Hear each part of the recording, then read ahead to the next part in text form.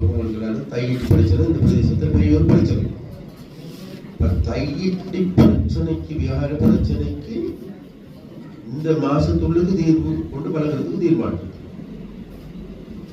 ஏண்டா நமக்கு எல்லாருக்கும் தெரியும் தையிட்டுல இருக்க விகாரை உடைக்கலுமா ஏடா ரைட் அப்படியாதான் நம்ம சொல்லி இருக்கிறோம்.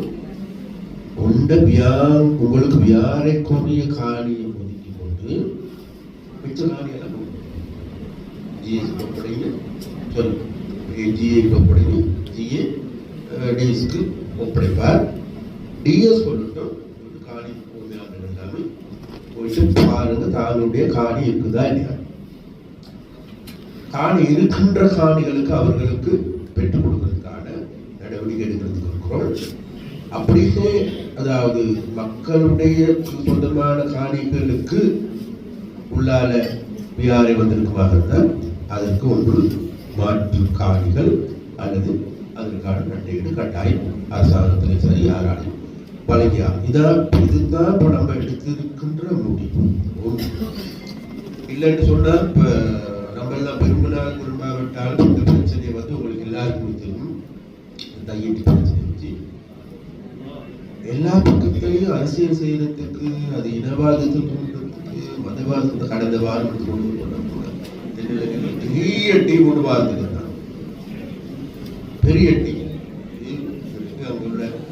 அங்க உள்ள விஷயமாக அங்க இருக்கின்ற ஒரு சில பிக்குமாருடைய முயற்சி மத தலைவர்களுடைய முயற்சி அடுத்து போலீசாருடைய நடவடிக்கை மூலமாக கூடுதலாக தடுத்து நிறுத்தப்படும். அப்படி வந்திருந்தா அது வந்து என்னத்துல முடிஞ்சிருக்கும் நமக்கு சொல்ல தெரியும்.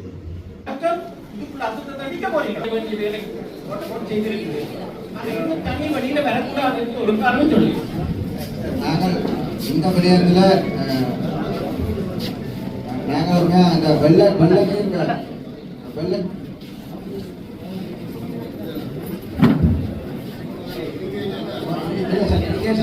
தெளிவா விளக்கப்படுத்த நினைக்கிறேன் சார்.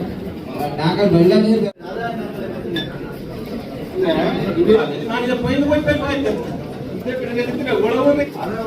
பலபாடங்கள் கட்டிடல் வாங்குவதற்கும் அந்த நிதி ஒதுக்கப்பட்டிருந்தது. அதை கூட நீங்கள் செய்யல.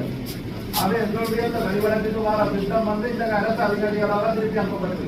இது நான் பகிரங்கமாக இந்த சபையில் குற்றச்சாட்டு முன்வைக்கிறேன். கௌரவ அமைச்சர் அவர்களே மற்றும் இணைச்சர் அவர்களே இது சம்பந்தமாக இது அடுத்த கூட்டத்தில் இது விசாரணை கொண்டு வைக்கப்பட்டு உண்மை கண்டறியப்பட்டு எங்களுடைய வழிவடங்களுக்கு விட வேண்டிய அந்த கூட்டுறவு வைக்க பழகி மீண்டும் அதை கிடைக்கிறதுக்கு வழியை ஏற்படுத்த. நன்றி.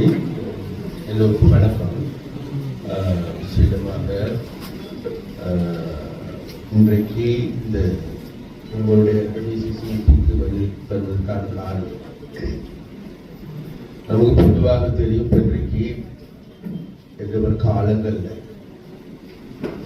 நான் நினைக்கிற இலங்கையிலே கூடுதலான ஒரு அபிவிருத்தியை நோக்கி வேகமாக செல்ல போகின்ற பிரதேச செயலகம் அது தெளிப்படையாதான்.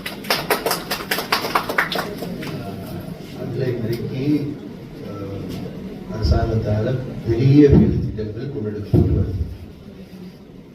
எல்லா வேலை திட்டங்களும் உங்களுடைய பிரதேசத்துக்கு உரியது. அதனால விஷயமாக நாங்கள் பார்க்கிறோம். ஒன்று மக்கள் மத்தியில் இருக்கின்ற குறைபாடுகளை முதல்ல செல்வெடுக்கணும். அப்ப அதே போன்ற அதிகாரிகள் மக்களுடைய பிரச்சனைகளுக்கு நாங்கள் செயல்படுத்த விட்டு அதுக்கு பாசிட்டிவான பிளெக்சிபிளான பதில்களை சொல்றோம். ஏண்டா பொதுவாகவே நமக்கு எல்லாருக்கும் தெரியும் அரசு அதிகாரிகள் மீது அரசு துறை மீது பொதுவாகவே நாடு கொள்வது அதிருப்தியான நிலைமை தான். நாங்கள் எவ்வளவு தான் வேலை செஞ்சோம். சுதாரண கூட பண்ணிட்டு கடந்த வருடம் நாங்கள் டிசிசியில இங்க ஒதுக்கப்பட்ட நிதி அல்லது வேலை திட்டங்கள் எல்லா வேலை திட்டங்களும் பூர்த்தியாகும். அதற்கு முதல்ல ஒரு பாராட்டம் தெரிவிக்கணும் இங்க இருக்கின்ற டிஎஸ் உள்ளிட்ட இங்க இருக்கின்ற அதிகாரி. ஆனா அதே நேரத்தில் ஒரு வேலை செய்ய முடியாமல் போய்விட்டோம். அதுக்கான காரணம் இருக்குது. காரணம் வந்து அது டெலிகேஷன் லேட் ஆனது. உதாரணங்களுக்கு இந்த வருஷம் நாங்க பெருந்தொகையான நிதி யாழ்ப்பாணத்துக்கு ஒதுக்கீடு செய்திருக்கோம். ஆனா எங்களுக்கும் தெரியும் அது அவ்வளவு செய்ய முடியாது. காலம் கடந்திருக்குது, டைம் போதாது, பெரிய வேலைத்தம் இருக்குது. நம்மளோட வேலை செய்கின்ற அந்த துறை சார்ந்தவர்களுடைய கெப்பாசிட்டி என்னன்னு நமக்கு தெரியும். அதனால முழுமையாக நிறைவேற்ற முடியாதுங்கிற ஒரு என்ன விருப்பமாக இல்லாவிட்டாலும் கசப்பான செய்தியை சொல்ல வேண்டியிருக்கு. இது சம்பந்தமாக அண்மையில ஜனாதிபதி அவர்கள் கூட முடியுமான மட்டும் ட்ரை பண்ணுங்கன்னு சொல்லியிருக்காங்க. முடியுமான மட்டும் என்னை பொறுத்த வரைக்கும் நான் நினைக்கின்ற யாழ்ப்பாணத்தில் 90% வேலைகள் சரி செய்து முடிக்க முடியும் என்கின்ற நம்பிக்கை தொழில் வேலை வரும். உங்களுக்கு தான் பிறகு விமான நிலையம் இருக்கும். உங்களுக்கு தான் இந்த பெரிசேவிச கொஞ்சம் விரிவான முறையில் முன்னெடுக்கிறதுக்கான தீர்மானிக்கப்பட்டது. உங்களோட பிரதேசத்தில் தான் இங்கே மயிலும் துறைமுகத்தில் இருக்கின்ற படைப்புகளை அகற்றிவிட்டு அதை 3ஆம் கட்டங்களில் முடிக்கிறதுக்கு தீர்மானம் செய்யும். அப்ப அந்த இடத்துல வருகின்ற தொழில் பேட்டை என்பது உண்மையிலே இப்பே சொல்றாங்க. எங்களுக்கு ஒரு மிக்சர் வந்து பிரான்ஸ்ல இருந்து ஒருத்தர் வந்திருக்கிறார். அவர் கவர்மெண்ட் போடுறார். அவரே சொல்றாரு 1000க்கு அதிகமான ஆட்களுக்கு தொழில் வாய்ப்பு பெற்றுக் கொடுக்கும். இன்னொருத்தர் வந்திருக்காரு. அவர் வந்து சிமெண்ட் பேக்கிங் சொன்னா பொலிஷனுக்கு எந்த விதமான பாதிப்பு நவீன முறையில் பேக்கிங் அது அவர் கேட்டிருக்காரு. இன்னும் அனுமதி கொடுக்க இல்லை. அதுல அவர் முதல் கட்டமாக 400 பேருக்கு நல்ல சம்பளத்தோட வேலை வாய்ப்பு தர முடியும். அதே போன்று ஹோட்டல்ஸ் வந்து ஹோட்டல் ஒன்று கட்டுறதுக்கு அனுமதி கேட்டிருக்கார். அதே போன்று பூநகர் பிரதேசத்திலேயும் அதே அவர் இன்னொரு 3 ஸ்டார் ஹோட்டல் கட்டுறதுக்கு கேட்டிருக்கார். அது மாத்திரமல்ல இப்ப நம்மளோட இந்த பிரதேசத்தை யாழ் மாவட்டத்தை சரியான முறையில் நம்ம பராமரிப்பமாக இருந்தால் இது பெரிய டூரிசம் பூஸ்ட் கொண்டு வரதுக்கான வாய்ப்பு. ஏன்னா இதனால் வரைக்கும் நமக்கு எல்லாருக்கும் தெரியும் வெளிநாடுகள்ல இருந்து வருகின்ற உல்லாச பயணிகளுக்கு அவர்களுடைய லொகேஷன் வந்து தென்னிலங்கை வட இலங்கை. அப்ப அந்த நமக்கு தேவை இருக்குது வட இலங்கை, அதாவது அல்பானத்தில் அதுக்கான லொகேஷன். அதனால இந்த முறை டூரிசம் மினிஸ்ட்ரியிடம் பெரிய வேலை திட்டங்களை அதே போன்று நம்ம பிசரிஸ் செக்டர்ல வந்து இதனால் வரைக்கும் இருந்த தொழில்துறையை விட வேறு வேறு தொழில்களை மக்களுக்கு அறிமுகப்படுத்துறதுக்கும் மீனவர்களை வேற தொழில்துறையில் ஈடுபடுத்தி அதன் மூலமாக வேறு விதமான வருமானம் தேடி கொடுத்ததால பெரிய வேலை திட்டம் கூட முன்னெடுத்து வரும். அதுல ஒன்றுதான் இன்றைக்கு அட்டை பணம் எடுத்துக்கொண்டா அது பெரிய பூஸ்டாக வந்து கொண்டு 15 வருட காலங்களில் 2000க்கு அதிகமான பேருக்கு ஒளியேற்றப்படி அட்டை பணம் கொடுக்கறதுக்கும் தீர்மானம். அது காலத்துல இறால் பண்ணை வந்தது அது பெரிய இன்டர்நேஷனல் லெவல்லையே செய்யறதுக்கு 2-3 பேர் கேட்கறாங்க. பெரிய டேங்க். அப்ப அந்த வகையான பெரிய பூஸ்டோடு வரலாறு. அப்ப அந்த வேலைகளுக்கு நாங்க கூடுதலான கவனத்தை செலுத்துகின்ற ஒரு வேலை தான் ஸ்ரீகர்நாத கிராமப்புறங்கள்ல முன்னேற்றுகின்ற வேலை. கிராமங்கள்ல இருக்கின்ற வீதிகள் அல்லது ஏனைய அவர்கள் இருக்கின்ற கட்டுமான வேலைகள் எல்லாவற்றையும் பூர்த்தி செய்ய வேண்டும் என்று நாங்கள் நிச்சயம். அதே நேரத்தில் வறுமை பொதுவாக எடுத்துக்கொண்டால் இன்னைக்கு வறுமை கூடிய மாகாணம் வேற எங்கே வட மாகாணம். அப்ப அந்த வறுமை கூடிய பிரதேசத்துல இருக்கின்ற பின்மட்டத்தில் இருக்கின்ற மக்களுடைய வாழ்க்கையை மேம்படுத்துகின்ற வேலையும் வேகமாக முன்னெடுக்கப்பட்டு அப்ப இந்த வேலைகள்லாம் ஓரளவு முன்னெடுக்கப்படுகின்ற பட்சத்தில் நிச்சயமாக நான் நினைக்கிறேன் இதை விட வேறு ஒரு இடத்துக்கு மக்களை உயர்த்த முடியும். அப்ப அவ்வாறு உயர்த்துகின்ற போதுதான் சமூகத்தில் இருக்கின்றது குற்றச்செயல்கள் எல்லாமே நிரந்தரமானது. உதாரணத்துக்கு நமக்கு போதைப் பொருள் பிரச்சனை எல்லா இடமும் பெரிய பிரச்சனையாகும். இப்போ போதைப் பொருளை ஒழிக்கணுமாக இருந்தால் போதைப் பொருள் பார்க்கின்றவர்கள் தடுப்பு மாத்திரமல்ல, இப்படி அந்த போதைப் பொருளாகினவர்கள் யார் அவர்களை தள்ளப்பட்டவர்கள், வறுமையான குடும்பங்கள் இருக்கின்றவர்கள், கல்வியை இடையில் கைவிட்டவர்கள், இவ்வாறான குடும்பங்கள் இருக்கின்ற பிள்ளைகள் தான் கூடுதலாக இலங்கை முழுவதும் அவை அந்த நிலைமையில் இருந்து என்னன்னு கேட்ட பேருக்குள்ள வறுமை நிலையில் வாடுகின்ற குடும்பங்கள் அவர்களுடைய பிள்ளைகளை படிப்பிக்க முடியாத சூழல் ஏற்படும். அப்ப அதனால நாங்கள் பார்க்கணும், அந்த கல்வி நிலைமையை அவர்களுடைய வறுமை நிலையை போக்குவதன் மூலமாக கல்வியை உயர்த்த முடியும். கல்வியை உயர்த்துகின்ற பொழுது நிச்சயமாக கல்வி கற்ற இளைஞர்கள், யுவதிகள் அல்லது மாணவர்கள் அவ்வாறான நடத்தைகளுக்கு அல்லது குற்றம் செயல்களில் ஈடுபட மாட்டார்கள் என்கின்ற நம்பிக்கை. அது ஒரு பேர். அது மாத்திரமல்ல, நம்முடைய சொசைட்டி நாங்கள் எடுத்துக்கொண்ட இடமாக பிரதானமான ஆட்சிக்கு வந்ததற்கு பிறகு 3 சவால்கள் இருக்கும். ஒன்று விஷயமாக நாட்டில் இருந்த பொருளாதார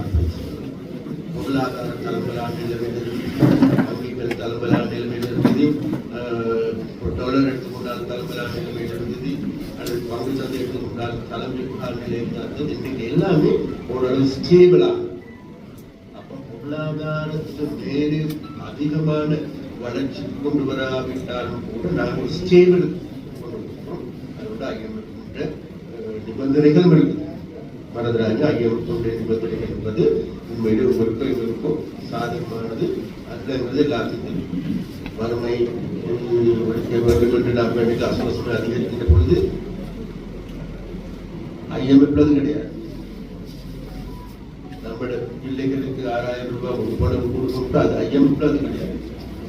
சம்பளத்தை உயர்த்திய பொழுது சம்பள உயர்வு ஐஎம்எஃப் அது கிடையாது.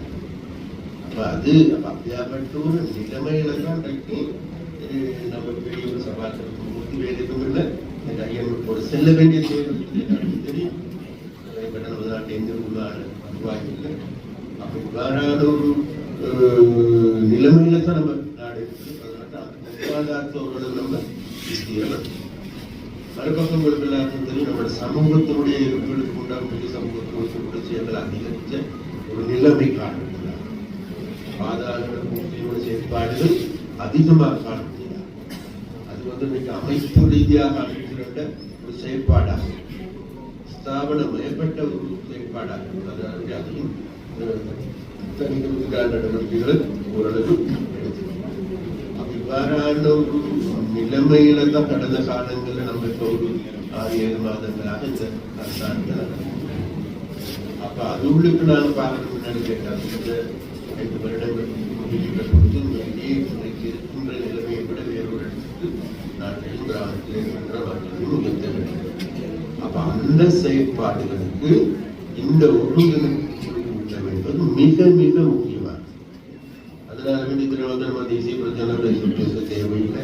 மற்ற மாவட்டத்தில் இருக்க வேறு வேறு பிரச்சனைகள் நம்மட கிராமத்தினுடைய நம்மட பிரதேசத்தினுடைய அபிவிருத்தி தொடர்பாக அதை கட்டியெழுப்பது நீங்க உண்டு. இந்த இடத்துல சொல்லலாம், பிறகு தேவையாக இருந்த என்னுடைய தலைவருக்கு எடுத்து மூலமாக சேர்த்தாங்க. நாங்கள் படிப்படியாக நாங்கள் ஒரே நாள் முடியாதது உங்களுக்கு எல்லாருக்கும் தெரியும். சவால்களை உங்களுக்கு தெரியும். இருந்த போதும் கூட இந்த ஒருங்கிணைப்பு கூட்டத்தின் மூலமாக நிச்சயமாக இந்த பிரதேசத்தினுடைய குறைபாடுகளை நல்ல முறையில் தெரிந்து கொண்டு அவைகளை நிவர்த்தி செய்கின்ற செயற்பாடுகளை நாங்கள் முன்னெடுக்கிறது தயாராக ஒன்று. அதே நேரத்தில் இந்த ஒரு சில திட்டங்களை நிறைவேற்ற முடியாது போனதன் தொடர்பாக நீங்க விமர்சனங்கள் முடிஞ்ச விமர்சனங்கள் அழைக்கணும். அதே நேரத்தில் அதுக்கான காரணமும் முடிச்சு. அந்த காரணங்கள் கடந்த வருடம் நடக்குது. இருந்தாலும் காசு திரும்பி போயிருக்குது, பயப்படாதீங்க. நாங்கள் மறுபடியும் அந்த திட்டத்தை முன்னெடுக்கிறதுக்கான செயற்பாடுகளை முன்னெடுக்கிறோம் என்கின்ற உறுதிமொழியை நடத்துகிற நாங்கள் தான். அது மாத்திரமல்ல, நம்முடைய பிரதேசத்தில் இருக்கின்ற ஏனைய குறைபாடுகளையும் தெரிந்து கொண்டு அவர்களுக்கான நல்ல ஆலோசனைகளை நல்ல யோசனைகளை தாருங்கள் என்று கேட்டுக்கொண்டு எல்லோருக்கும் எனது நன்றியும் வாழ்த்துக்களையும் கொடுத்து தெரிவித்துக் கொண்டு நன்றி. மொத்தமாக எங்களுக்கு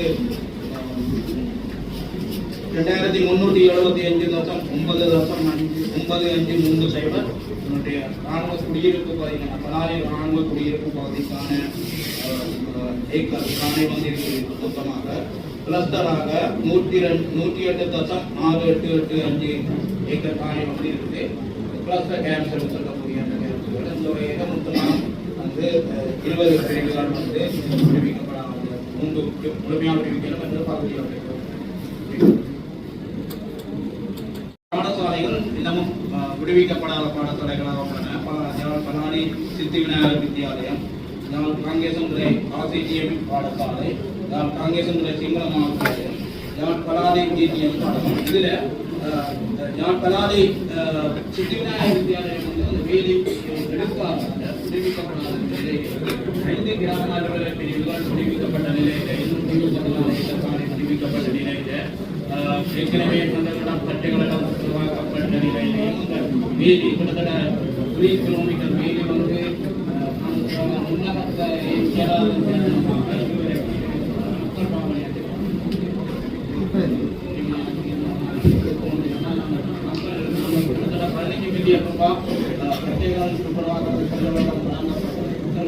கூடியாக நிலையில்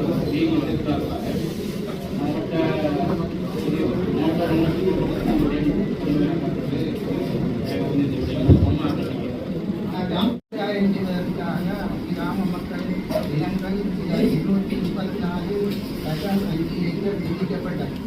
அந்த பிரதேசத்தில் இதுவரையில் ராணுவ உயர் பாதுகாப்பு நிலையத்தில் வேலி அழைக்கப்பட்டது.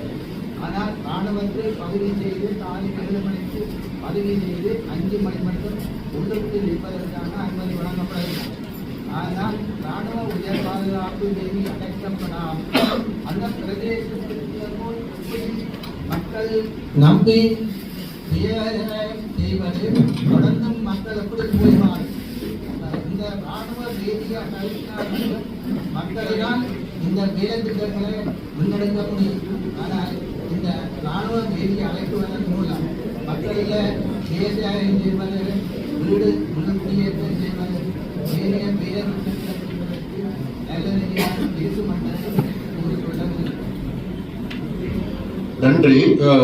இதுல ஒரு விடயம், மீள குடியமர அனுமதிக்கப்படாத பிரதேசத்தில் உள்ள நிலையில் உள்ள பாடசாலை சம்பந்தமாக இது சம்பந்தமாக நம்ம சிறு மென்மாக தீர்மானமாக எடுக்கும் இவைகளை விடுவித்துக் கொள்வதற்கான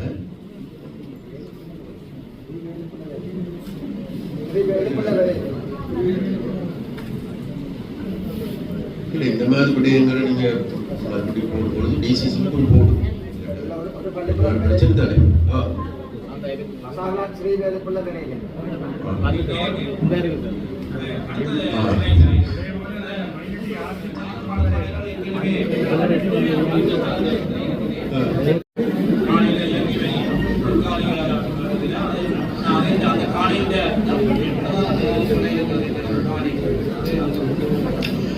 இப்ப நம்ம கடந்த வாரம் பாதுகாப்பு நடைபெற்ற கூட்டத்தில் ஜனாதிபதியும் கலந்து கொண்டாரு. ஜனாதிபதி மிக தெளிவா சொல்லினார்.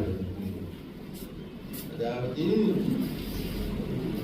பலாலி விமான நிலையம் வாரதன் காரணமாக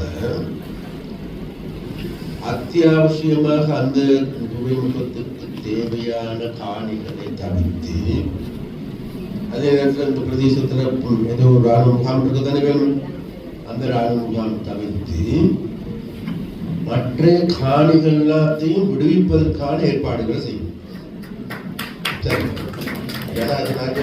ஜனாதிபதி மிக தெளிவாக வந்திருந்த பாதுகாப்பு செயலாளர் எல்லாருக்கும் மிக தெளிவாக சுட்டிக்காட்டினார்.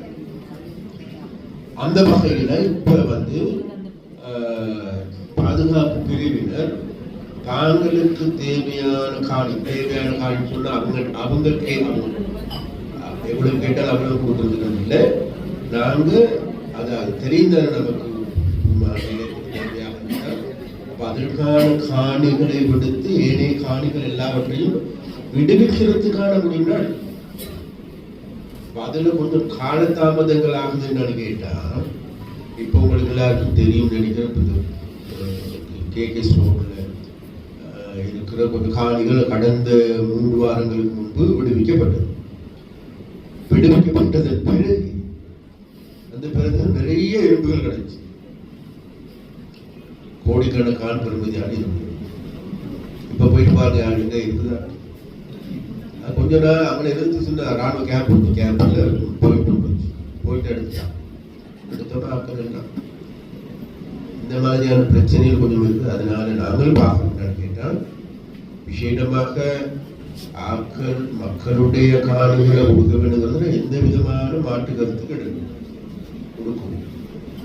அதே நேரத்தில் அவைகளை மறுபக்கம் தையீட்டு பிரச்சனை இந்த பிரதேசத்தை பெரிய ஒரு பிரச்சனை. தையீட்டு பிரச்சனைக்கு வியாபார பிரச்சனைக்கு இந்த மாசத்துள்ளுக்கு தீர்வு கொண்டு பழகிறதுக்கு தீர்மானம். ஏண்டா நமக்கு எல்லாருக்கும் தெரியும் தையீட்டில் இருக்கிற வியாரை உடைக்கலுமா ஏண்டா ரைட் அப்படியா தான் நம்ம சொல்லி இருக்கிறோம்.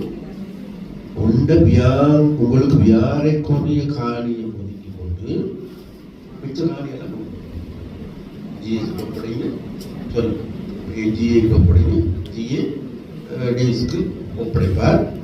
டிஎஸ் சொல்லட்டும் காணி உண்மையான எல்லாமே போயிட்டு பாருங்க தானுடைய காணி இருக்குதா இல்லையா. காணி இருக்கின்ற காணிகளுக்கு அவர்களுக்கு பெற்றுக் கொடுக்கறதுக்கான நடவடிக்கை எடுக்கிறதுக்கு இருக்கிறோம். அப்படியே அதாவது மக்களுடைய சொந்தமான காணிகளுக்கு உள்ளால வியாரை வந்திருக்குமாக இருந்தால் அதற்கு ஒன்று மாற்று காணிகள் அல்லது அதற்கான நட்டையீடு கட்டாயம் அரசாங்கத்திலே சரி யாராலும் வழங்கியாகும். இதுதான் இப்போ நம்ம எடுத்திருக்கின்ற முடிவு. இல்லைன்னு சொன்னா இப்ப நம்ம எல்லாம் விரும்பினால் விரும்பாவிட்டாலும் இந்த பிரச்சனையை உங்களுக்கு எல்லாருக்கும் தெரியும். தையீட்டு பிரச்சனை வச்சு எல்லா பக்கத்திலையும் அரசியல் செய்யறதுக்கு அது இனவாதத்தை தூண்டுறதுக்கு மதவாதத்தை கடந்த வாரம் பெரிய டீம் ஒன்று வாழ்ந்துருக்காங்க. பெரிய டீம் அங்க உள்ள விஷயமாக அங்க இருக்கின்ற ஒரு சில பிக்குமாருடைய முயற்சி, மத தலைவர்களுடைய முயற்சி அடுத்து போலீசாருடைய நடவடிக்கை மூலமாக கூடுதலாக தடுத்து நிறுத்தப்படும். அப்படி வந்திருந்தா அது என்னத்துல முடிஞ்சிருக்கும் நம்ம சொல்ல தெரியும். அப்படி இந்த நாட்டில் ஏதோ ஒரு அமைதியான வழியில போகின்ற போது அதை சீர்குலைக்கிறதுக்கு பல்வேறு சக்திகள் இருக்கிறாங்க. அதை நிச்சயமாக நம்ம இந்த தையீட்டியோடு பயன்படுத்திக் கொள்ளக்கூடாது. தையீட்டி மக்கள் அதுக்கு இரையாக கூடாதுன்னு நம்ம கேட்போம். எங்களுக்கு எல்லாருக்கும் தெரியும் கிட்ட தங்களுடைய காணி இல்லாம போனதன் பிறகு கிட்டத்தில் நாங்கள் விடுவிக்கப்பட்ட காணி என்று சொன்ன காரணம் அவர் ஒவ்வொரு நாளும் வருவார். ரோட்டு வந்து அவருடைய காணி ஒவ்வொரு நாள் காணியை பார்த்து கொண்டு போவார். பிறகு விடுவிக்கப்பட்ட தன்றைக்கு போயிட்டு அவருடைய அந்த நிலத்துல விழுந்து முத்தம் கொடுக்கிறார். 27 வருஷத்துக்கு பிறகு விடுவிக்கப்பட்ட காணி. காணிங்கிறது நமக்கு எல்லாருக்கும் தெரியும் சாதாரணமா ஒரு நிலம் மாத்திரமல்ல, மக்களுடைய அனுர சொல்றாரு மக்களுடைய வாழ்க்கையோட பற்றி பிணைக்கப்பட்டிருக்கு. அதனால நான் ரொம்பவும் சென்சிட்டிவாக இந்த பிரச்சனையை பார்க்கணும்.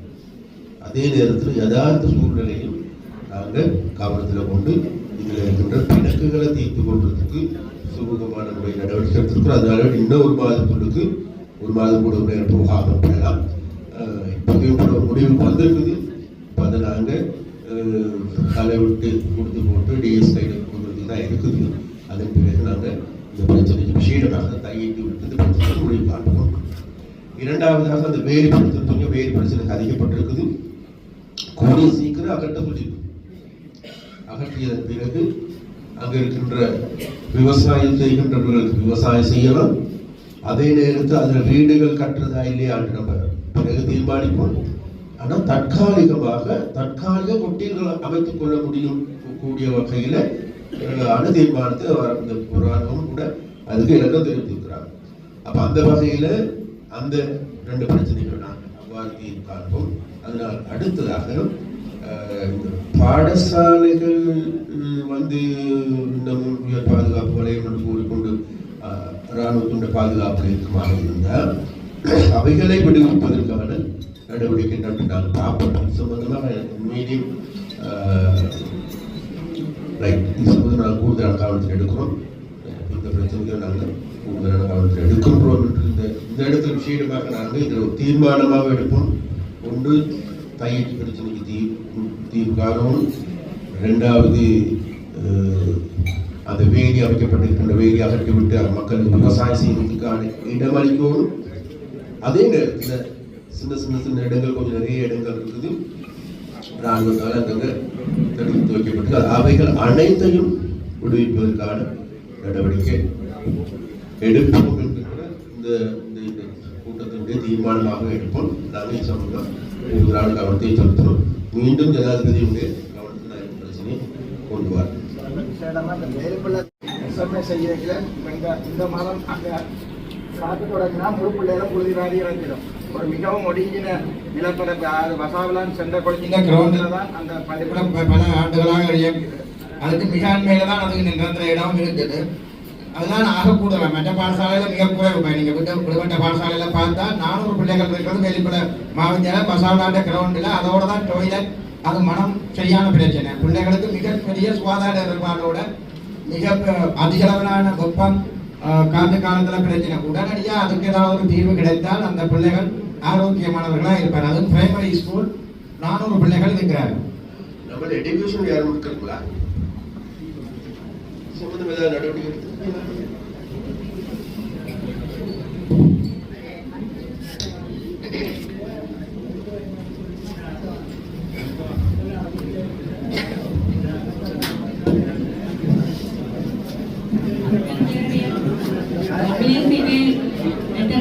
போட்டிருக்கேன்.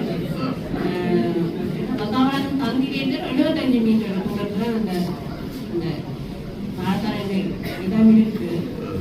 ஒரு கட்டடமே இல்லை. இப்போ கட்டடமும் இல்லை. கட்டடம் இல்லை. அது பாடசாலை கட்டடம் ஒன்றும் இல்லை. கட்டடம் புதிதாக அமைக்க ஒரு பாடசாலை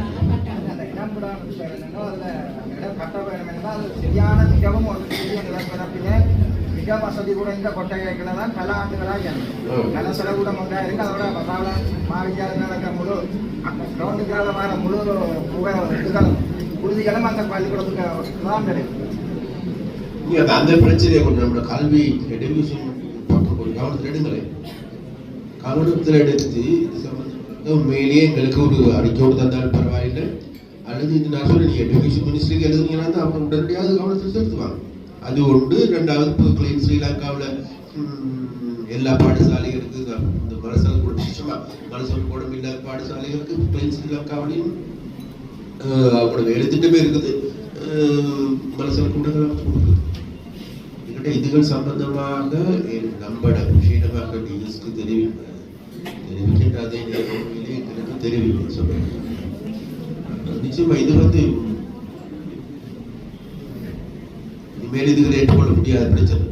இனிமேலும் அதை மனசல கூட மட்டும் பாடசாலை பிள்ளைகளுக்கு அமைச்சு கொடுக்கறன்னு சொன்னால்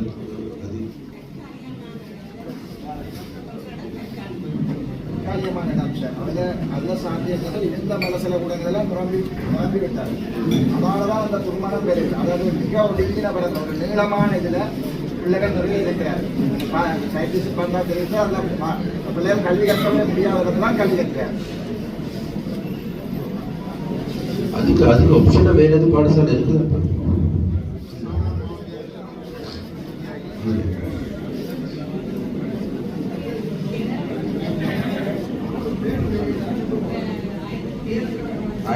எல்லா முறையும் அந்த பாடசாலை பாடசாலையில் அதிகரித்து ஏதாவது செய்து கொண்டு தான் சரி.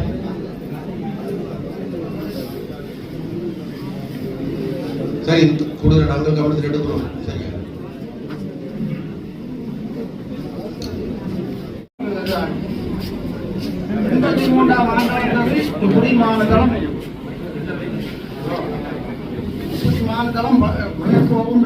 விவசாய காணியம் நாங்கள் குடியிருந்ததும் விவசாய மண்ணில் தான் குடியிருந்தாங்க. இதில் ஒரு சின்ன குடியிருந்தி போட்டு விட்டுட்டு நான் 83ஆம் ஆண்டு நான் 86ஆம் ஆண்டு வரைக்கும் ஓடினேன். இன்று வரைக்கும் அங்கே போக முடியாது, பார்க்க முடியாது. நான் புறக்கமெல்லாம் முளைஞ்ச வளர்ச்சி இன்றைக்கு காவோல பற்றி அங்கே இருக்கு 20-25 குளத்தில் ஒன்றில் காலம் ஏன் போச்சு பிடிச்சிருக்கணும், இல்லைன்னா மக்களுக்கு காணியை கையளிச்சிருக்கோம். ரணில் விக்ரமசிங்கே அவங்க வந்து ஒரு உண்ணாவிர போராட்டம் நடத்தினாங்க கோயில் வாழல கும்பியமல்ல. அப்ப சொன்னார், என்ன விலை பண்ணுங்க உங்களை வேலியோட்ட கொண்டே போறாங்க. தெரியும், அது முடிஞ்சது. அப்படியே தேவானந்தாவோட போனோம். அங்கே அவர் சொன்னார், நீங்கள் இந்த கடமையா யோசிக்கிறீங்க, கதைங்க நாங்க நான் கதைக்க வந்து கூட நீங்க உங்களால கதைக்கிறதால முறையில் என்ன என்ன இந்த காணி என்னமா என்று கேட்டது. என்ன உங்களை விலை பண்ணுங்கோ கொண்டே விடுறேன். அவர் போட்டார், உறுதியை அனுப்புங்கோ, படிங்கோ, பேங்கில் புத்தாத்தை எடுங்கோ, பேங்க் புத்தாத்தை தரோங்கோ, காயில் அனுப்புகிறோம். இங்கே 3 நாள் வந்தேன் நான். அந்த அதிகாரி வேலையா மாவடி விட்டார். நான் குடத்தில் இருந்து கதை ஐயா, இருந்து கதை ஐயா. நான் சொன்னேன், நான் இருக்க மாட்டேன். நான் 2 நாள் இருக்கணும். நான் ஒரு சின்ன மனிதன், நான் இருந்தால் 2 நாள் இருக்கணும். மைப்பூத்துலாம் பெரிய படம். அந்த படத்தை பார்த்துட்டு இந்த ராணியா காட்ட நிலம் இதான அந்த 2 நாள் வந்து திரும்பி போனான். உறுதியெல்லாம் படிச்சு கட்டையில் போய் தாய உறுதியெல்லாம் எடுத்து கொண்டு வந்துட்டேன்.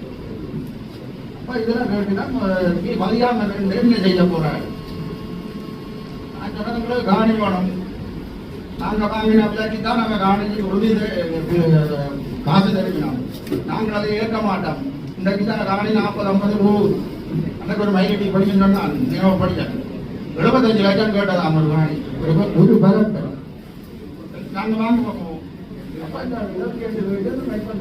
காடி போட்டு இல்லை அடமும் காடிக்கலாம். எங்கட பக்கம் போகிற காணியை மைலடி வீசி அடியாத போய் குடிக்கிறாங்க போவோம். சாலை போட முடியாது. நீர் என்ன பிள்ளைங்களே வர போகணும். இந்த காணி எல்லாம் 4 பக்கமும் உறுதி கொடுக்கலாம். நீ நடுவில் இருந்தோடனே நீ போறா, நீ உறுதியை பதைக்க விட்டாங்க. ராஜ புத்தகம் கொடுத்து 1.5 லட்சம் பேர் ராஜு வந்துதான் இல்லாட்ட அணிய குட்டிகளை நான் புறக்கம் நம்மளை கோல கிடக்குது. இப்போ போல் நாங்கள் மண்டபம் வைக்கிறோம். அதுக்கு முன்னாலே கவனம் தோட்டம் செய்யுது. அந்த வினங்க அதில் நிற்குது. ஏன் நிற்குது? ஒன்று நீங்கள் சாப்பிடுங்கோ, இல்லைன்னா சாப்பிடணும். இதான் நாங்கள் 35 லட்சம் முடிஞ்சதுன்னா படிக்கிட்டு 39 வரைக்கும் நான் 6வது உள்ளே இருக்கிறேன். சுத்தி சுத்தி கட்டிப்பாங்க போட்டுலாம் தோட்டம் செய்தனா தோட்டம் படிநாட்டுக்கார இருந்து கொண்டு போட்டு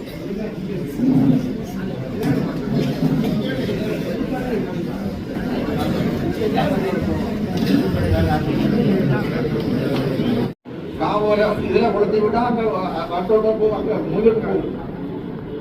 எங்களை காணியாக ஏன் வச்சிருக்கோம்.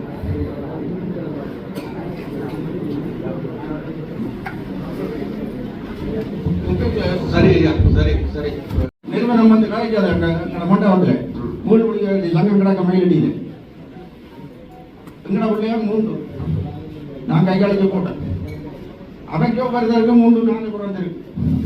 அந்த பிள்ளையா குடியிருக்கிறது எங்க எங்கட காணியை நீங்க வச்சுக்கொண்டாங்க.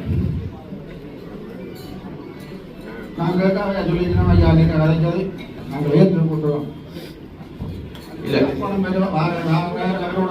சரி சரி. நீங்க சொல்ற விஷயம் எங்களுக்கு விழுகுது, மற்றவங்களுக்கு எல்லாருக்கும் விழுகுது. அதுக்கு முதல்வர்களுடைய காணி பிரச்சனைங்கிறது அது ரொம்ப ரொம்ப சென்சிட்டிவான பிரச்சனைங்கிறது வாதம் இல்லை. இப்ப அதே நேரத்துல இப்ப உங்களுக்கு எல்லாருக்கும் தெரியும், இப்ப நமக்கு இந்த சர்வதேச விமான நிலையம் கொண்டு வாரத்துக்கு இருக்குது. அதற்கான ஏற்பாட்டு வேலைகள் ஆரம்பமாயிருக்குது. அப்ப அந்த சர்வதேச விமான நிலையம் வருகின்ற பொழுது அதற்கு கொஞ்சம் காணிகள் தேவைப்படுது. அது நான் கடந்த காலங்கள்ல இந்த பிரதேசத்துல வந்து மக்களோட சந்திக்கின்ற பொழுது மக்களும் கூட சொன்ன விஷயங்கள் இருக்குது. விமான நிலையம் வருமாக இருந்தால் பரவாயில்ல, அதுகளுக்கான கம்பன்சேஷன் வேணும், நட்டையிட வேண்டும், அதுக்கு காணி வேண்டும், அதுக்கான மாற்று காணிகள் வேண்டும். ஆனா நமக்கு எல்லாருக்கும் தெரியும் அப்படியாப்பட்ட ஒரு சில சுவீகரிப்பு நடவடிக்கைகள் எடுக்கின்ற போது அதுல தனிப்பட்ட ரீதியான பிரச்சனைகள் நிறைய இருக்கு.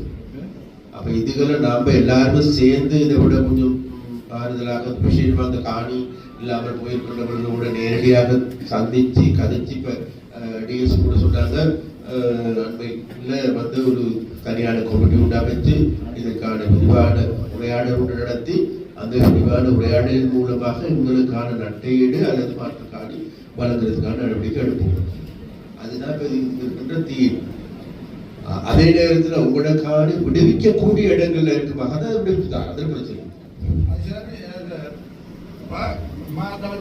நாங்க கம்பி வேலைக்கார போகும் காரணம் வந்து வெங்காயம் தக்காளி பழம் பிஞ்சு முன்னாடி வாங்கணும் தக்காளி அந்த அப்படியான ஒரு புடைய அந்த புடையினோடு நான் தக்காளி இறைவேலையா இருந்தால் இது முடிய மாட்டேன் ரோட்டை கணக்கு கொண்டு வைப்பேன் இதில் ரெண்டு பார்க்க ரோடு உள்ளாங்க கணக்கு கொண்டு வைப்பேன் மாடுகள் மேய்க்க போகும் அது இதில் விழுந்து உருண்டு போய் தான் மண்ணில் போய் ஒரு புடைய ஒரு புடைய போடும் ரெண்டு இப்ப இடத்துல விளைய விட்டால் 6 புள்ளையும் நிற்கும் 6 புள்ளையும் நிற்கும் அப்படி எவ்வளோ போகிறாங்க உங்களுக்கு 2 பேரும் போகக்கூடிய இடத்தை அப்படி சொன்ன ராணியில பிடிங்கோ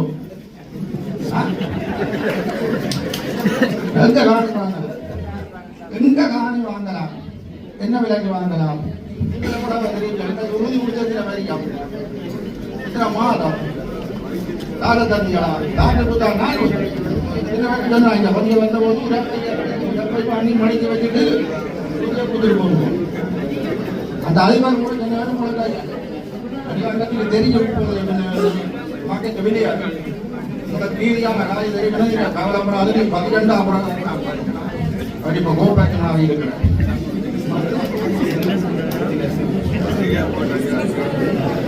சரி கதை போனா நிப்பாட்டு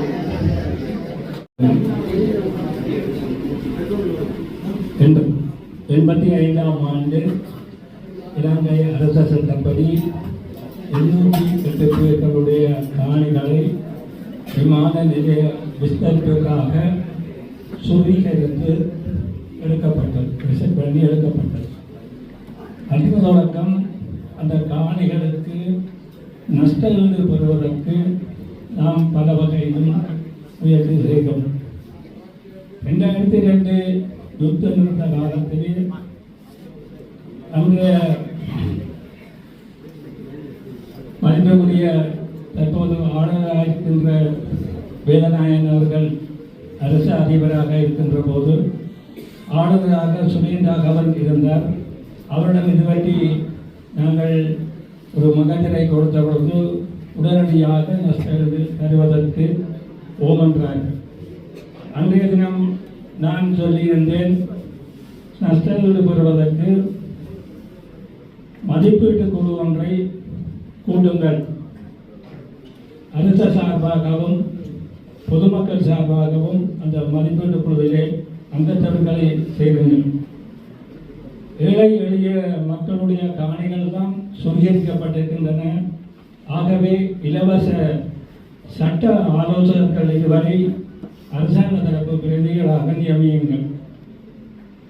அதன் பின்னர் படிப்படியாக வருகின்றவர்களுக்கு ஆதாரங்களை பார்த்து நஷ்டஈட்டை வழங்குங்கள் என்று மதிப்புக்குரிய சுரேந்திரன் அவர்களுக்கு அன்றைய தினம் கூறி முடித்திருந்தோம். அதற்குரிய ஆயுதங்கள் உடனடியாக செய்யலாம் என்றிருந்தார்கள். பின்னர் ஆளுநரையும் காணவில்லை, எங்களுடைய அரசு அதிபரையும் காணவில்லை. அதன் பின்னர் அமைச்சர் டக்ளஸ் தேவானந்தா அவர்கள் மூலம் அதுக்குரிய நட்டஈட்டை பெறுவதற்கு நேரடியாக சந்தித்து அதற்குரிய 808 பேர்களுடைய விவரங்களையும் கொடுத்து இவர்களுக்குரிய நஷ்டஈடுகளை பெற்றுத்தாருங்கள். மதிப்பீட்டு குழு என்று நான் கூறுவது அன்றைய காலத்திலே உள்ள காணி விலைகள் அல்ல, நாங்கள் சொல்லும் விலைகளும் அல்ல. உத்தேச அரச மதிப்பீட்டு குழு ஒன்று இருக்கின்றது. அவர்கள் மூலம் காணிகளுக்கு மதிப்பீடுகளை போடுங்கள். 40 வருடங்கள் ஆகிவிட்டன. உண்மையாக இந்த நாட்டிலே பிறந்து நாடற்றவர்களாக வாழ்கின்ற இந்த 808 பேர்களுடைய நிலைமைகளை நான் படிப்படியாக மதிப்புக்குரிய பாராளுமன்ற உறுப்பினர்களிடம் முதலே கையெழுத்திருந்தேன். ஜனாதிபதி அவர்களுடைய பிரத்யேக செயலாளர்கள் கொழும்பிலிருந்து வந்தபோது அவரிடம் அதை கையெழுத்திருந்தேன். இங்கேயும் உங்களோட கையிலே சென்ற முறை அதுக்குரிய தஜாவேதங்களை தந்து இதற்குரிய ஆவணங்களை நாங்கள் கேட்பது நஷ்டஈடு சட்டப்படி சுவீகரித்து எடுத்தாச்சு. 40 வருடங்களாச்சு. அரைவாசி காணி உரிமையாளர்கள் இறந்து விட்டார்கள். அவர்களுடைய பிள்ளைகள் தான் உரிமை கோருவதற்கு இருக்கின்றார்கள். அதற்காகத்தான் நாங்கள் 2 சட்டத்தரணிகளை அரசு சார்பாக தாருங்கள் என்று இப்பொழுது உங்களிடமும் கேட்கின்றோம். அடுத்தது இந்த நஷ்டத்தை பெற்றுக்கொள்வதற்கு இது ஒரு சரியான தருணம் என்று நான் 100% எதிர்பார்க்கின்றேன். ஏனென்றால் ஊழலற்ற ஒரு உத்தமமான ஜனாதிபதியின் கீழ் எங்களுடைய அரசு அமைந்திருக்கின்றது. இந்த அரசாங்கம் இந்த நஷ்டஈட்டை தர மறுத்தால் இதற்கு பின்னர் எப்பொழுதும் மக்களுக்கு இந்த நஷ்டஈடு கிடைக்கப் போவதில்லை. ஆகவே இந்த மக்களுடைய ஆரம்பத்தில் நான் இந்த நஷ்டஈட்டை கோரும்போது இந்திய அரசாங்கத்தினால் 50,000 வீடு திட்டங்கள் கொடுக்கப்பட்டிருந்தன. நான் சொன்னேன், நீங்கள் இந்த நஷ்டஈட்டை கொடுத்தால் அவர்கள் ஒரு காணியை கௌரவம் செய்து அந்த வீட்டு திட்டங்களை பெற்று அவர்களும் எங்களை போல சாதாரணமாக வாழ்ந்திருப்பார்கள். ஆனால் இன்று அந்த நிலை இல்லை. அவர்களுக்கு நஷ்டஈடு கிடைக்குமா கிடைக்காதா? முதலாவது என்னுடைய கேள்வி, எங்களுக்கு இந்த நஷ்டஈட்டை அமைச்சர்கள் பெற்று தருவார்களா? நான் இந்த சபையில் பகிரங்கமாக கேட்கின்றேன். ஜனாதிபதி செயலாளர் ஸ்ருதியோடு நான் பிரத்யேகமாக உரையாடி இருந்தேன். அவர் கட்டாயம் பாராளுமன்றத்தில் சம்பந்தமாக ஒரு பேரணியை கொண்டு வந்து தரலாம் என்று எனக்கு கூறியிருந்தார். நாங்கள் கால அவகாசம் தந்திருக்கின்றோம். இன்னமும் தாரதற்கும் ஆயத்தமாக இருக்கும். 40 வருடங்கள் தந்திருக்கின்றோம். இந்த 4 மாதங்கள் தாரதங்களுக்கு பெரிய காரியம் இல்லை. இதற்கு உரிய நஷ்ட இதை தருவார்களா என்பதை மதிப்புக்குரிய அமைச்சர் அவர்கள் இதிலே பகிரங்கமாக சொன்னால் அந்த 208 பேர்களுடைய மனங்களும் நிம்மதியாகவும் தோழர் என்னன்னா உண்மை இருக்கிறாங்க. ஒரு உத்தரவாதத்தை தாரும். இப்ப நான் பார்த்து டிஎஸும் லேண்ட் கமிஷனுக்கும் கடிதம் எழுதியிருக்கிறாங்க, ஜனாதிபதிக்கும் கடிதம் எழுதியிருக்கிறாங்க. இது சம்பந்தமாக முடிவெடுப்பதற்கு நாங்கள் இங்கே அதிகாரம் அளிக்கப்பட்ட ஒரு குழுவோடு அமைத்துக் கொண்டு அதை உண்டாக செய்ய வேண்டும் என்கிற முடிவையும் நாங்கள் எடுத்துக்கொண்டோம். அதுல அரசாங்கம் மிக தெளிவா இருக்குது, ஜனாதிபதி மிக தெளிவா இருக்காரு. ஒன்று, மக்களுக்கு ஆன மாற்று காணி அல்லது நட்டு இதை கொடுக்கிறதுல அரசாங்கம் பின்னிக்க போறது எங்களுக்கு நஷ்டம் தான் ஐயா கலந்து வேண்டும். சரியா? நட்டையிட பெற்றுக் கொள்வது அப்ப அந்த காணிகளுக்கான மாற்காணி நிச்சயமாக அதுகளுக்கு நாங்கள் நட்டையிட பெற்றுதான் இருக்கிறார். ஏற்பாடுகளை நாங்கள் செய்கிறோம். இதுக்காக நான் கூடுதலாக செயல்படுறேன். இந்த மீட்டிங்ல வருமானத்தில் மீட்டிங்ல நாங்கள் தீர்மானமாக எடுப்போம். மக்களுக்கு லேண்ட்ல வந்து 45 பேர்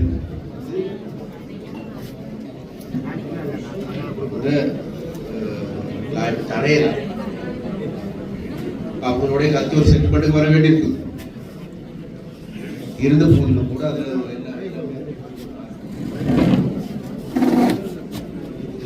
அறிக்கையின்படி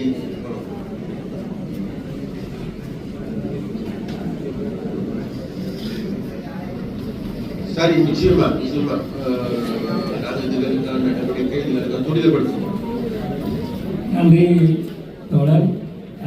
இது சம்பந்தமாக நாம் மேற்கொண்டு பேசுவதற்கு தங்களுடைய தொலைபேசி இலக்கம் என்னிடம் இருக்கின்றது.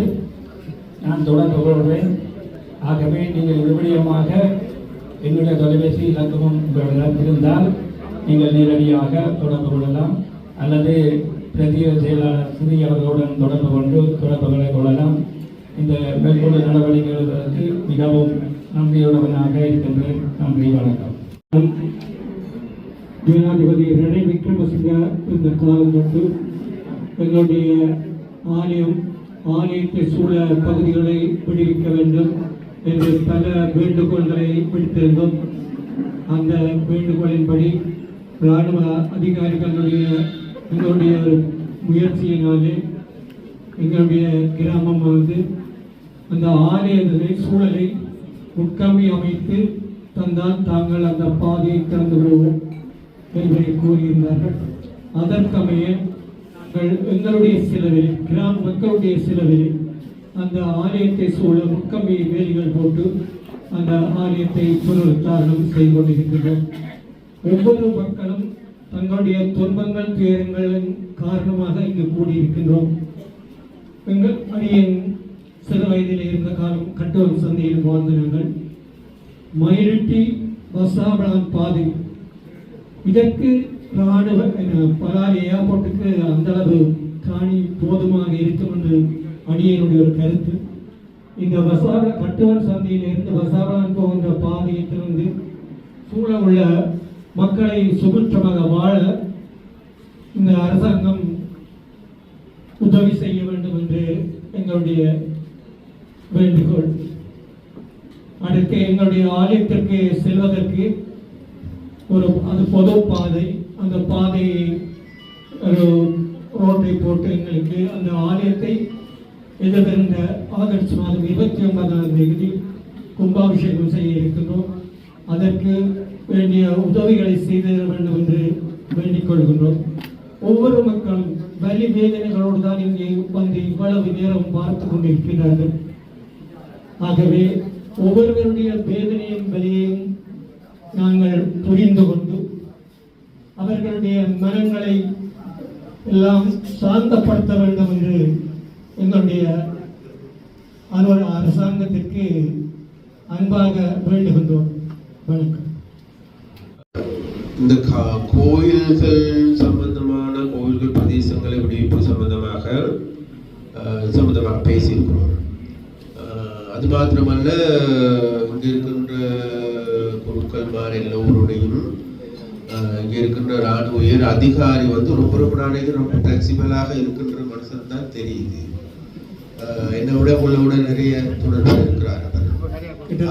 அவருக்கும் தேவை இருக்குது, இதுகளை விடுவிக்க வேண்டும் என்று கொடுக்க வேண்டும். எங்களுடைய ஆலயத்தை சூழ ஒரு 50 குடும்பங்கள் வந்து குடியேறுவதற்கு தயாராக நீங்க சொல்றது அந்த யாராச்சும் பின்னுக்காடு கட்டுவன் முத்துமாரி கட்டுவன் சந்தையிலிருந்து அந்த காணி விடுவிக்கிறதுக்கான முடிவு எடுக்கப்பட்டிருக்கு. அந்த அந்த அந்த வந்து இப்ப என்கிட்ட அவர் முடிவிக்கணும்.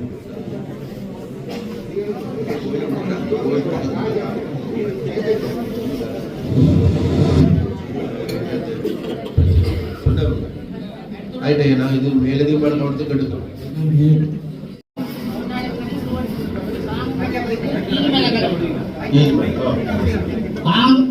பாரம்பரியிலிருந்து கீழ்மலை வரையான இடம் இன்னும் முடிக்கப்படவில்லை. அதனால தனியார் போக்குவரத்துக்கு கொஞ்சம் கஷ்டப்படுகிறார்கள் என்றால் பாரம்பரியிலிருந்து கீழ்மலைக்கு போவதாக இருந்தால் மாவட்டம் போய் சுற்றித்தான் கீழ்மலைக்கு போக வேண்டிய சூழ்நிலை ஏற்படுகின்றது.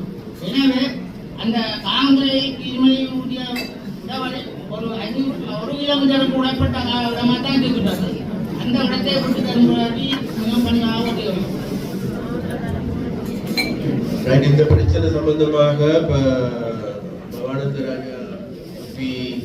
டாக்டர் எம்பி அவர்கள் பார்லிமெண்ட்லையும் பேசினாரு. அது மாத்திரமல்ல, பாராளுமன்றத்தில் நடைபெற்ற பாதுகாப்பு குழு கூட்டத்திலையும் கூட சம்பந்தமாக பேசினாரு.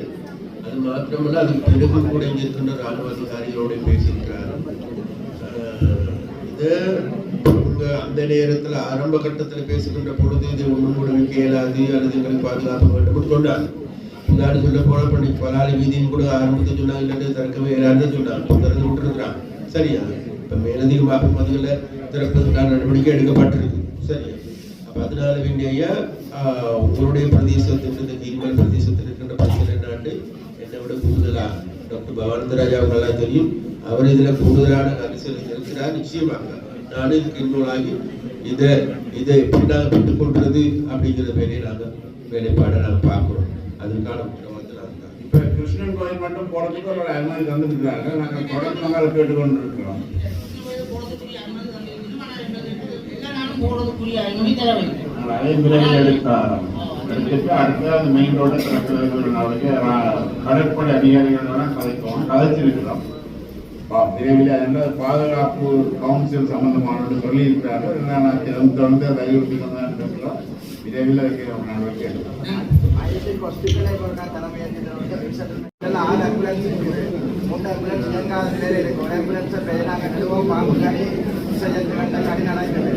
அதில் அந்த முழு ரீசெட்டில்மெண்ட் ஏரியா 10,000 பாப்புலேஷனுக்கு ஒரு வைத்தியசாலை இங்கே இருந்து வெளியே ஆனால் ஒரு சின்ன கொட்டகை மாதிரி ஒரு இடத்துல தான் இயங்குது. அதில் கர்ப்பவதிகள் சின்ன பிள்ளைகள் வீட்டுக்கு போகிறது அது நேரம் முதல்ல ஒரு 10 பேராக 150 பேர் ஓகே இருக்கணும். அது மற்ற டிவிஷனுக்குரிய காணி போன முறை தீர்மானம் நிறைவேற்றினா நான் எங்கள்கிட்ட டிபார்ட்மெண்ட் அதில் ஆளணி பற்றாக்குறைய காரணம் காட்டி மாநில சபை அதை செய்யலாம். அதற்கா தலைமையத்தினால் டிஹெச்ஆர் தலைமையத்தினால் 2 வைத்தியர்களை நியமிக்கலாம். அதோட ஆம்புலன்ஸ் உடனடியாக ஒரு ஆம்புலன்ஸ் செய்யாது அங்கே கொடுத்தா நெல்லம். சார் நீங்கள் ஒரு தீர்மானத்தை நீங்கள் எடுத்து கொடுத்தீங்கன்னா இல்லை இந்த முறை ஒரு விஷயம் சொல்லணும். சுகாதாரத்துறைக்கும் கல்விக்கும் கூடுதலான நிதி ஒதுக்கீடு செய்யப்படும். சுகாதாரத்துறையை சார்ந்த அதிகாரிகளுக்கு ஒரு 2 பக்கம் இருக்குது. லைன் மினிஸ்ட்ரியால் ஒதுக்கப்படுகின்ற பணமும் இருக்குது, மாகாண சபையினூடாக வருகின்ற பணமும் இருக்குது. இந்த இதுகளை கருத்தில் கொண்டு கவனத்தில் கொண்டு இருக்கின்ற அதிகாரிகள் கொஞ்சம் கூடுதலான கவனத்தை செலுத்தி இதுகள் அந்த கூட உயர் அதிகாரிகளுக்கான அழுத்தத்தை கொடுத்து நாங்கள் ஏதாவது புனரமைப்பு வேலைகள் செய்து கொள்ள வேண்டும் உண்டு அப்படின்னா அதுகள் சம்பந்தமாக எங்களுக்கு கொஞ்சம் தெரிவிங்க. அப்பதான் இது எங்கிட்ட அடிக்க தான் அம்மியும் நகர்ற மாதிரி அவங்களுக்கு மீண்டும் மீண்டும் மீண்டும் சொல்ல வேண்டிய தேவை இருக்கு. சரி, இது கேட்டா பண்டைக்கு நம்ம பார்க்கிறோம் கல்வி துறையும் சுகாதாரத்துறையும் எந்த விதமான பூரணமான தீர்வுகளை வழங்க அது இருந்தாலும் அதுகளில் இருக்கின்ற அடிப்படை தேவைகளை செய்து கொள்றதுக்கான நடவடிக்கை எடுக்கணுங்கிறது நம்மளோட அரசாங்கத்துடைய கோல். அப்ப அந்த நிலைப்பாட்டில் இருந்து அந்தந்த பிரதேசங்கள்ல இருக்கின்ற உரிய அதிகாரிகள் இது கூடுதலான கவனத்தில் செலுத்த வேண்டும். ஏன்னு கேட்டால் பொதுவாக நமக்கு இருக்கின்ற குற்றச்சாட்டு தான் நம்மளோட அதிகாரிகள் இந்த மாதிரியான விடயங்கள் அசமந்த போக்குகள் கடைபிடிக்கின்றது. கடிதம் ஒன்று எழுதணும், கடிதம் ஒன்று எழுதின பிறகு கடிதம் எழுதியிருக்கணும் அல்லது கமிஷனுக்கு கடிதம் எழுதியிருக்கணும், சுகாதார மினிஸ்ட்ரிக்கு கடிதம் எழுதியிருக்கணும் அல்லது அமைச்சருக்கு கடிதம் எழுதிக்கொண்டு சொல்லிட்டு அதுக்கு பிறகு நாங்கள் அதை பலவு பண்றோம்ங்கிற நடவடிக்கை இல்லை. அது சம்பந்தமாக மீண்டும் தேடல் ஒரு விசாரணை அல்லது அதற்கான ஓல் மூலமாக சரி தேடுகின்றோமான்னு தேடி பார்த்தா இல்லை. கடைசி நேரத்தில் இந்த மாதிரி இடங்களை நாங்கள் ஈஸியாக பதில் சொல்லிட்டு போகலாம். ரைட் நாங்கள் எழுதுனோம் சார் எங்களுக்கு பதில் வர என்ன ஒன்று சொல்லுவோம். அப்போ நாங்கள் பார்க்குறவங்க ரைட் உண்மைதான் கடிதம் எழுதிருக்கு. அப்போ அப்படியாப்பட்ட பிரச்சனைகள் இருக்கு. அதனால நான் தயவு செய்து நான் கேட்டுக்கொண்டோம் என்னன்னு கேட்டேன். நாங்க ஓப்பன் பண்ணிருக்கோம் முன்ன மாதிரி உங்களுக்கு எல்லாருக்கும் தெரியும். நாங்க அரசியல்வாதி என்ற வகையில் எந்த விதமான அழுத்தங்கள் யாருமே பிரயோகிக்கிறது டிஎஸ் கிட்ட தெரியும், இருக்கிற ஜிஏவி கிட்ட தெரியும், ஏனியடிஎஸ் மாதிரி எடுத்துக்கொண்டாலும் சார் அல்லது ஒரு துறை சார்ந்த அதிகாரிகள் உயர் அதிகாரிகள் எடுத்து பார்த்தாலும் தெரியும். அவங்களோட நாம கொஞ்சம் கூட பார்த்தது கிடையாது. அப்படி அக்கல் இருக்கிறாங்க. இருந்தாலும் நாங்க எங்களுக்கு தேவை இருக்குது என்னன்னு கேட்ட பேருந்து பண்ண நாங்க எங்களுடைய அரசியல் ஆதிக்கத்தை இதில் நிலைநாட்டிக் கொள்வதற்கோ அல்லது எங்களுடைய அரசு அதிகாரத்தை பயன்படுத்தி இங்க இருக்கின்ற அதிகாரிகள் எங்களுடைய அரசியல் கைகூலிகளாக மாற்றிக் கொள்வதோ அல்ல. எங்களுடைய தேவை அந்த ஆரம்பத்திலே நாங்க அரசு அதிகாரிகள் எல்லோரையும் நாங்கள் சொன்னவங்க தான் எங்களுடைய அரசியல் என்பது வேறு. நீங்க நேர்மையான முறையில வேலை செய்யும், மக்களுக்கான வேலைகளை செய்யும். ஆனா இது அதுல இன்னமும் கூட எடுத்துக்கொண்டான எனக்கு கசப்பான உண்மையும் கூட, பெருவாரியான அதிகாரிகள் தாங்கள் ஏதாவது முயற்சியை மேற்கொள்கின்ற பொழுது ஒரு சில அதிகாரிகள் இருக்கிறாங்க, அவர்கள் அந்த பெருவாரியான முயற்சியை எடுக்கின்றவர்களை காலால் இருக்கின்ற வேலைகளையும் கூட செய்கின்றவர்கள் இருக்கிறாங்க. அதனால அந்த மாதிரி வேலைகள் வேண்டாம். இதில் அரசியல் ரீதியான பாகுபாடு வேண்டாம். சரி, உண்மை என்று கண்டிப்பா அண்மையில அனுர ஜனாதிபதி அவர்கள் கூட தெரிவித்தார். நாங்க ஆட்சிக்கு வந்து இப்ப 7 மாதம் ஆகும். 7 மாதமாக நாங்க டைம் ஒண்ணு கொடுக்கணும். நாங்க மோசடி செய்யறது இல்லை, நாங்கள் லஞ்ச ஊழலில் ஈடுபடுறது இல்லை, சொகுசான வாழ்க்கையை நோக்கி நாங்க போறது இல்லை, சொகுசு வாகனங்கள் நாங்க எடுக்க இல்லை, பாதுகாப்பு படைகளை சூழ அடித்திரட்டி கொண்டு அப்படி சொல்றதும் இல்லை, அமைச்சர்களுக்கு வழங்கப்பட்ட வீடுகளை எடுக்கவும் இல்லை, எங்களுக்கு கிடைக்கின்ற சம்பளம் 2 சம்பளம் கிடைக்கும், 2 சம்பளத்தை 1 சம்பளத்தை வேண்டாம் சொல்லு. நான் அமைச்சராக எனக்கு அமைச்சர் சம்பளம் கிடைக்குது, அமைச்சருக்கான பெட்ரோல் செலவு, அமைச்சருக்கான ஏடை கொடுப்படும், மறுபக்கம் பாராளுமன்ற உறுப்பினருக்கான சம்பளம், பாராளுமன்ற உறுப்பினருக்கான கொடுப்படவு, எரிபொருள் கொடுப்படவு இதனால் வரைக்கும் கிடைக்குது. நாங்க சொல்லணும் எங்களுக்கு 2 சம்பளம் வேண்டாம், 1 சம்பளம் போதும். அப்ப நாங்க எடுத்துக்கொண்டா ஜனாதிபதி எடுத்துக்கொள்ளணும். ஜனாதிபதி இதனால் வரைக்கும் ஜனாதிபதிக்கான சம்பளம், அதுக்கு பிறகு பாராளுமன்ற உறுப்பினருக்கான ஓய்வூதியம், அந்த ஓய்வூதியம் வேண்டாம், அது தெரிசேரி அனுப்பணும். இதுக்கு முன்ன பிரதமருடைய எரிபொருளுக்கான செலவு வந்து 33 லட்சம் ரூபாய், ஹர்னியாபுர சூரியோட 4 லட்சம் ரூபாய். கடந்த தேர்தல் முழுவதும் நாடு முழுவதும் போனார். டீசல் அடிச்சது எங்களோட கட்சி காசு. இந்த முறை தேர்தலுக்கும் ஜனாதிபதி செயலகத்தில் அடித்தாங்க. இருந்தாலும் கடைசியா பில்லோடு கேட்டு அந்த பில்லுக்கான கொடுப்பது எல்லாத்தையும் மீள கட்சி ஆசை. அதாவது இதனால் வரைக்கும் இருந்த நிலைமைகள் இல்லை. நாங்க எங்களால என்ற அரசாங்கம் என்ற வகையில் எங்களால முடியுமான அர்ப்பணிப்பு, அந்த அர்ப்பணிப்பு செய்யறதுக்கான காரணம் வேறு எதுவும். இந்த நாடை கட்டி எழுப்போம், நாடை நம்ம எல்லாரும் சேர்ந்து கட்டி எழுப்போம் சொன்னா இது இந்த நாடை கட்டி எழுப்போம் நினைச்சு பார்க்கலாம். அது நான் சொல்ல தேவையில்லை, உங்களுக்கு எல்லாருக்கும் விடம் தெரியும். இந்த யாழ்ப்பாணத்தின் இன்றைய காலகட்டத்தில் கட்டி எழுப்ப முடியாமல் போவார். நேற்று இரவு கூட நிறைய பேர் வெளிநாடுகள் பேசுறாங்க. சார், இது ஒரு சந்தர்ப்பம். இதை மக்கள் ஒரு 10-15 வருஷத்துக்கு கைவிடாம செய்து இந்த நாடை கட்டியிருக்கோம். இப்ப எல்லாருக்கும் தேவை. அப்ப அந்த தேவையின் அடிப்படையில தான் நாங்க செயல்படுறோம். ஆனால் கூட நமக்கு தெரியும், அதிகாரிகள்கிட்ட இன்னமும் ஊழல் இருக்குது, மோசடி இருக்குது, துஷ்பிரயோகம் இருக்குது, வீண்பிரியம் இருக்குது. அப்ப அந்த வீண்பிரியங்களில் ஈடுபட வேண்டாம் என்று நம்ம கேட்டிருக்கிறோம். கேட்காதது காரணமாக இப்ப உங்களுக்கு தெரியும், ஒவ்வொருத்தரா இன்றைக்கு உள்ளுக்கு போய் கொண்டிருக்கிறாங்க. அதனால யாழ்ப்பாணத்தில் அப்படி எதுவும் ஆகக்கூடாது. நாம எல்லா இடத்துலையும் நாங்கள் போயிருக்கோம், எல்லாத்துக்கும் ஆடிட் ரிப்போர்ட் எங்களுக்கு வேண்டும். அப்ப அந்த ஆடிட் ரிப்போர்ட் இருக்கும், அது குற்றத்தடுப்பு பிரிவுக்கு ஒப்படைத்து அது விசாரிக்கவும் படும்.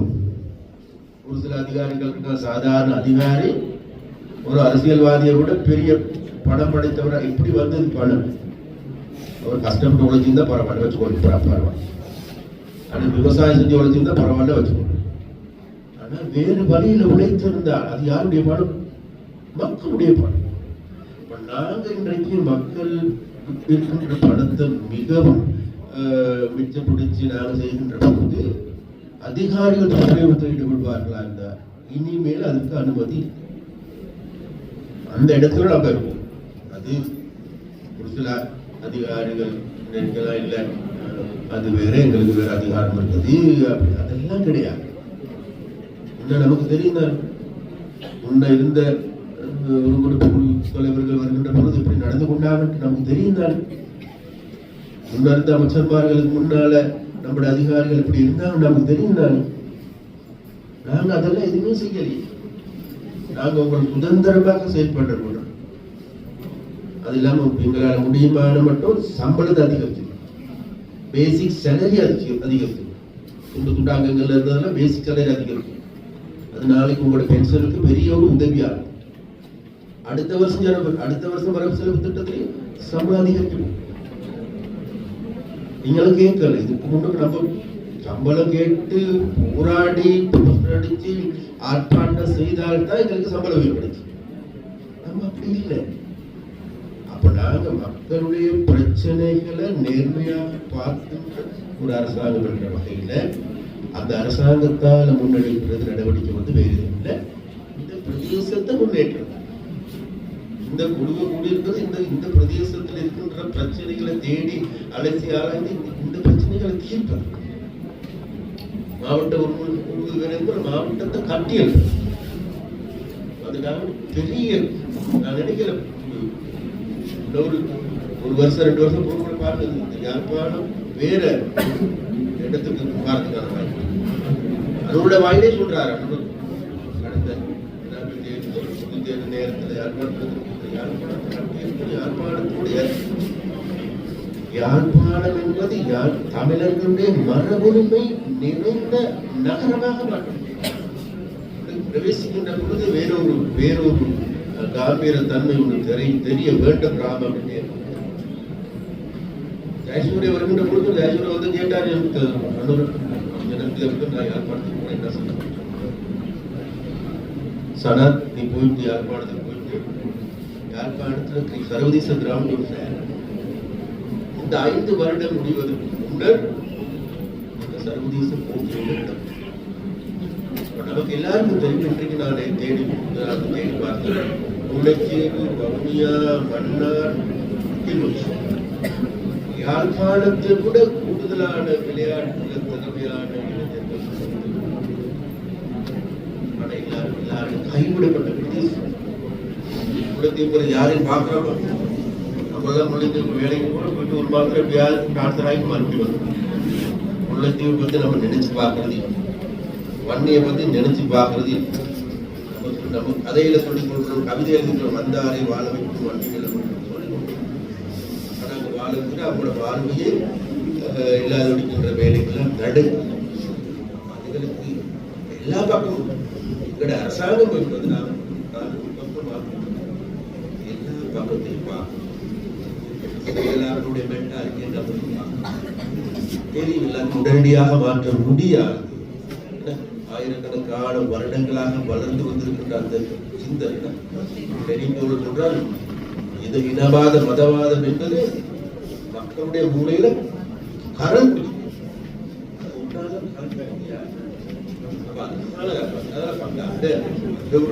நிலைமை கீழே இருக்கின்ற நமது நாடு. அதனால் அன்பாக நான் கேட்கின்றது, நம்முடைய அதிகாரிகள் இருக்கின்ற ஊழியர்கள் நம்முடைய மக்களுடைய பிரச்சனைகளை பிளெக்சிபிளாக பார்ப்போம். அப்ப அந்த பிளெக்சிபிளாக பார்க்கிறதுக்கு நாங்க உங்களுடைய சேவைகளை மேலும் இலகுபடுத்துவதற்கான வேலை திட்டங்களை முன்னெடுக்கிறோம். அதனுடைய வெளிப்பாடு தான் டிஜிட்டலைசேஷன் செய்ய போகிறோம். பார்க்கணும், இசைக்க பரப்பணும், உதவிடணும், மாசத்துக்கு அப்படி நாங்கள் அதாவது அது மாத்திரமல்ல வெளிநாட்டு அலுவலகம் கூட நாங்கள் இங்கே திறப்பதற்கு நாங்கள் தீர்மானித்து அது இதனால் வரைக்கும் குடும்ப மையமாக கொண்டு இயங்குகிற நிர்வாகத்தை யாழ்ப்பாணத்தில் பெரிய முதலீடுகள் வந்து வெளிநாட்டுக்கு உங்களோட ஃப்ரெண்ட்ஸ் உங்களோட உறவினர்கள் டயஸ்போரா எல்லாரும் சொல்றாங்க, சார் எங்களுக்கு தாங்க காடி மாத்திரம் தாங்க. சார் எனக்கு 250 ஏக்கர் காடி தாங்க, நான் வந்து வெளிநாட்டுக்கு ஏற்றுமதி செய்கின்ற ஓகனிக் மரபு உற்பத்தி பண்ணி இன்னொரு சொன்னார் எனக்கு அவருடைய என்பார்கள், சார் எனக்கு 100 ஏக்கர் காடி தாங்க, இலங்கைக்கே தேவையான முட்டை உற்பத்தி கூடி வரும் 22 ரூபா முட்டை தான். நம்ம பசங்க எல்லாரும் ஏதோ ஒரு நம்பிக்கை ஒரு ஏதாவது நடக்குது, ஏதாவது செய்யலாம் என்ற ஒரு நம்பிக்கை. அந்த நம்பிக்கைக்கு மேலும் வலுவுற்ற வேலைகள் செய்யும். ஆனா யாருக்காவது நம்முடைய அதிகாரிகள் சம்பந்தமாக நம்முடைய வெளிநாட்டில் வந்திருக்கின்ற முறைக்காக ஒருத்தர் வந்தார், அவர் அதிகம் வேலைகள் செய்கிறார். 3 தடவை ஒரு வேலையும் நடக்கல சார். நம்முடைய அதிகாரி இங்க நீங்க அங்க கொஞ்சம் எடுக்கணும், லேண்ட் எடுக்கணும், அங்க எடுக்கணும், இங்க எடுக்கணும். நான் சொல்லி நீங்க வாங்க அடுத்த முறை நாங்க வண்டோர்ல இருந்து வேலை செஞ்சாங்க. நம்ம வேற எந்த விதமான எதிர்பார்ப்பு போடுவா கொண்டு போய் காட்டாது. இந்த வளர்ப்பு எங்களுக்கு காணி காணி தாங்க குடிவெட்டி கொண்டு காசுதார் என்ன கட்டுத்தார் உரமானியத்தாரும் தேவத்தை பேங்க் கடை விட்டார் சொன்னாங்க. இல்லை சார் எங்களுக்கு 1% அரசாங்கம் நாங்க உற்பத்தி